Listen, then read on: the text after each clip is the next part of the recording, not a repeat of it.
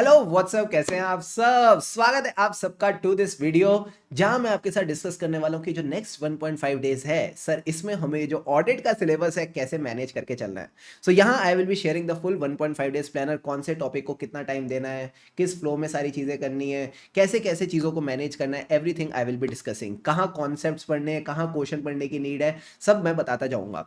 But video पे आगे बढ़ने से पहले मेक श्योर आप वीडियो पे अपनी अटेंडेंस लगा दे, वीडियो को लाइक करके। सर लाइक टारगेट रखते हैं 400 लाइक्स का, और मुझे पूरा विश्वास है अपनी पॉजिटिविटी से आप इसको फटाफट अचीव करा देंगे।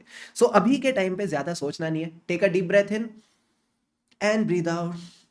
Baby calm down, just relax, calm down, नहा धो लो, बढ़िया शावर वगैरह ले लो, ठीक है, थोड़े फ्रूट्स वगैरह खा लो, कुछ हल्का फुल्का खा लो, and just sit down with your book. आपने आराम से बस बैठना है। जो पढ़ना था, जो तैयारी करनी थी, आप अभी तक कर चुके हो, बस अपने को उसको क्विकली गो थ्रू करके चलना है, ठीक है। मैं आपको बता देता हूँ, ये गाइडेंस मैंने अपने सीनियर से ली थी। मैंने उनसे पूछा था कि यार आपने हर सब्जेक्ट में एग्जामिशन वगैरह स्कोर करी, ऑडिट में भी एग्जामिशन स्कोर करी, क्या आप पूरा सिलेबस 1.5 डेज में पढ़ पाए थे एकदम डिटेल में। कहते भैया डिटेल में कुछ नहीं होता, हमारा 1.5 डेज में बस एक ही काम होना चाहिए कि जितने भी कॉन्सेप्ट्स हैं, जितने भी मेन मेन एरियाज हैं, वो सब आपके नजरों के सामने से चले जाए, और नजर के सामने एग्जाम में सब याद आ जाता है। फिर एग्जाम में सब याद आ जाता है, तो जो जो चीजें आपने 1.5 डेज में देखी होती है। अब 1.5 डेज में सारी चीजें कौन गो थ्रू कर पाएगा? जो शांति से बैठेगा, पढ़ेगा और आगे बढ़ता जाएगा।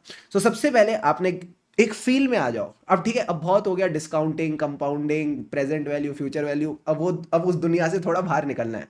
Now get in the field of ethics and standards. ठीक है सर, करना क्या है? सबसे पहले कॉन्सेप्ट को रिवाइज करो।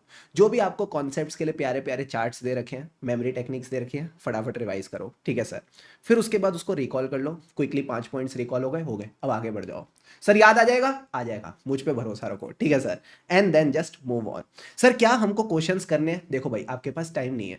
या तो आप ढेर सारे कॉन्सेप्ट्स कवर कर लो, या क्वेश्चंस कवर कर लो। हर चीज एक साथ 1.5 डेज में नहीं हो पाएगी। प्रायोरिटी बता रहा हूं, पहले बुक से सारे कॉन्सेप्ट्स गो थ्रू कर लो। क्योंकि अगर आप कॉन्सेप्ट्स गो थ्रू कर लेते हो ना, तो ये मान के चलो 90-95% क्वेश्चंस आपसे हो जाएंगे। और उसके बाद भी जो दो वो बचते हैं ना 5% तड़कते भड़कते क्वेश्चन, वो भी आपने प्रीवियस रिवीजन्स में मैनेज कर ही लिए होंगे। फिर भी नीड लगता है, तो अगर आपके कोई मार्क्ड क्वेश्चंस है, उनको एक बार आप गो थ्रू करके आगे बढ़ सकते हो, ठीक है सर। सबसे पहले से डे वन की बात करते हैं। डे वन पे हम सबसे आसान, सबसे स्कोरिंग टॉपिक्स उठाएंगे, जैसे कि पहले 4 घंटे 7 to 11 PM आप दे दो प्रोफेशनल एथिक्स को, ठीक है सर। प्रोफेशनल एथिक्स की वेटेज 18 to 20 मार्क्स मिनिमम रहेगी, तो मजा आ जाएगा। उसके बाद आखिरी 1 घंटा आपने देना है SQC1 SA220 को, ठीक है सर। अब सर मन में आ सकता है प्रोफेशनल एथिक्स एक स्कोरिंग चैप्टर है, तो इसके क्लॉजेस हमको नियर टू द एग्जाम करने चाहिए। डोंट वरी, उसका प्रोविजन भी मैंने आगे रिवीजन में रखा है, ठीक है सर।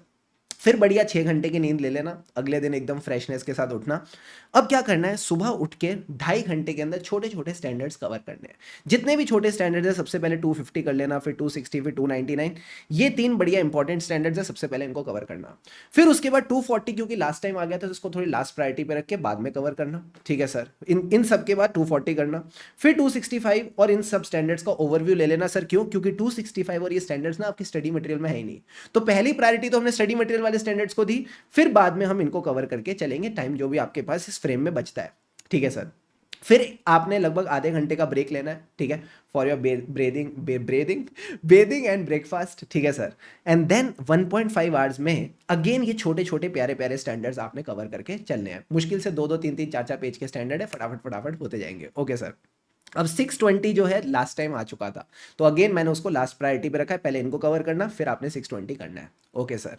फिर हमारे पास 1 घंटा आएगा, जिसके अंदर ये छोटे छोटे प्यारे प्यारे स्टैंडर्ड्स अगेन कवर करने हैं।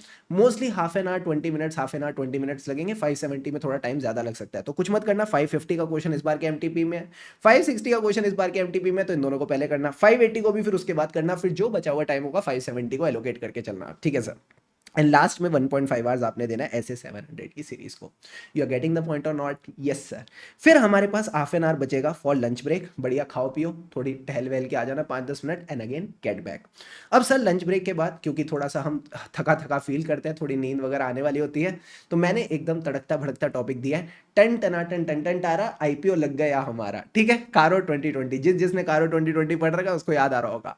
तो यहाँ पे 1 घंटा मैंने आपको कारो 2020 प्लस कंपनी ऑडिट के 1-2 सेक्शंस वगैरह उसको रिवाइज करने के लिए अगेन दे दिया।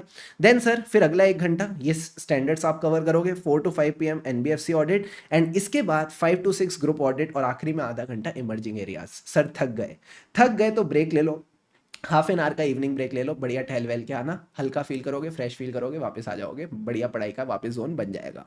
फिर उसके बाद सर बैंक ऑडिट के लिए भी टाइम कम नहीं दिया, 1.5 आवर्स दिया है, ठीक है। बैंक ऑडिट में मैं फिर भी आपको ये बोलूंगा, जो एडवांसेस वाला एरिया है ना, एडवांसेस के इंटरनल कंट्रोल, एडवांसेस के प्रोसीजर, एडवांसेस वाले एरिया में तो कोई कमी पेशी मत छोड़ना।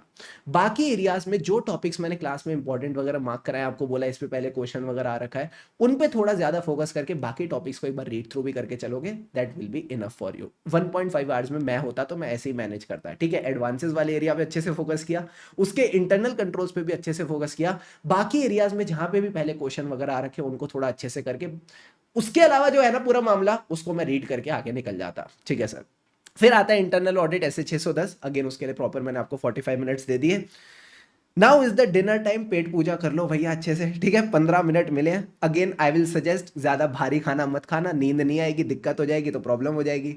तो एकदम हल्का फुल्का एक दो चपाती खाई, थोड़ी सब्जी खाई घर वाली, बस काम खत्म। उसके बाद सर 1 घंटा मैंने आपको दिया है छोटे छोटे स्टैंडर्ड्स करने के लिए, मुश्किल से 15-20 मिनट, 15-20 मिनट लगेंगे, उससे ज़्यादा नहीं लगेगा एक स्टैंडर्ड करने में। And then last 1.5 hours for your favourite chapters, due diligence, forensic और investigation.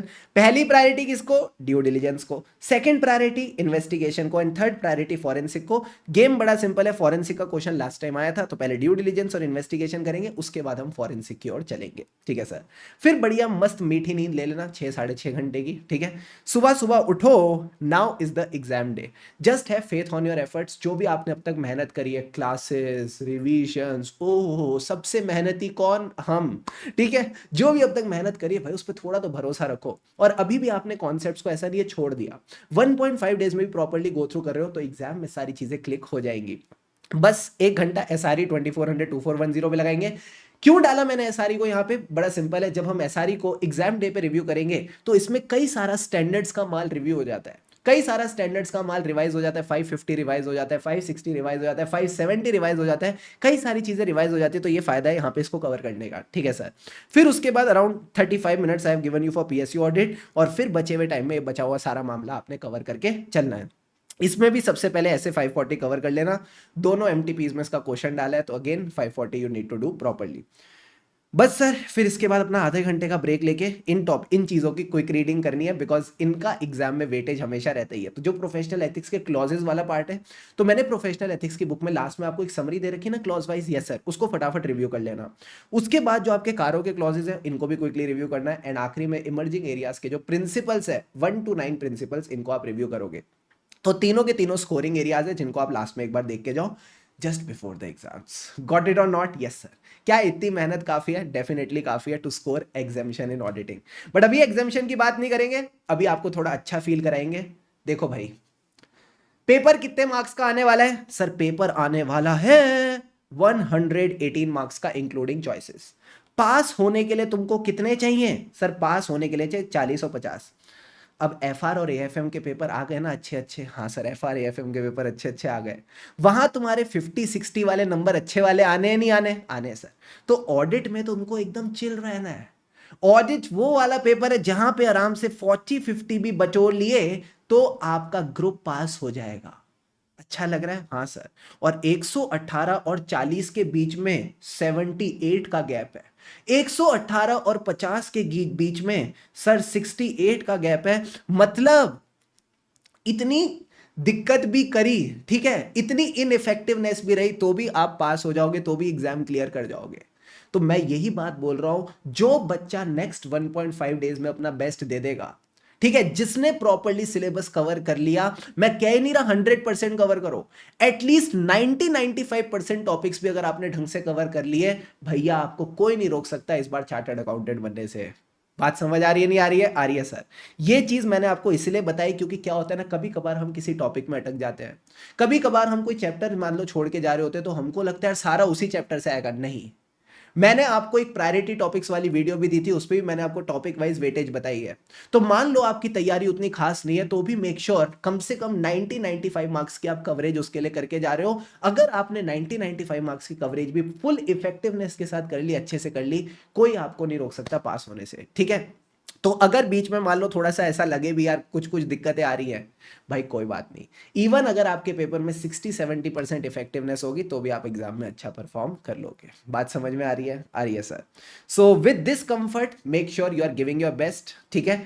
God will take care of the rest. देखो अल्टीमेटली तो सारी लीला प्रभु की है, भगवान आपका ख्याल रखेंगे, बस आपने अपना ख्याल रखना है इन द नेक्स्ट 1.5 डेज। और उसके लिए मेक श्योर आप कमेंट सेक्शन में जरूर एक कमिटमेंट कर दें। Now I need your commitment in the comment section that I will give my best in the next 1.5 days, because अगर आपने अपना बेस्ट दे दिया ना, फिर डेफिनेटली सब अच्छा होगा और आपका रिजल्ट भी एकदम बेहतरीन आएगा।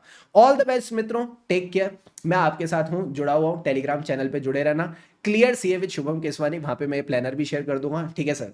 और इसके साथ जो मैंने बताया ना प्रायोरिटी टॉपिक्स की लिस्ट है, उसका भी मैं गूगल ड्राइव लिंक आपको वहां पे शेयर कर दूंगा, कोई दिक्कत की बात नहीं, आप रेफर करके चल सकते हो। Got it or not? Got it, sir. All the best, मित्रों. Do well in the next 1.5 days. मजा आ जाएगा. Take care.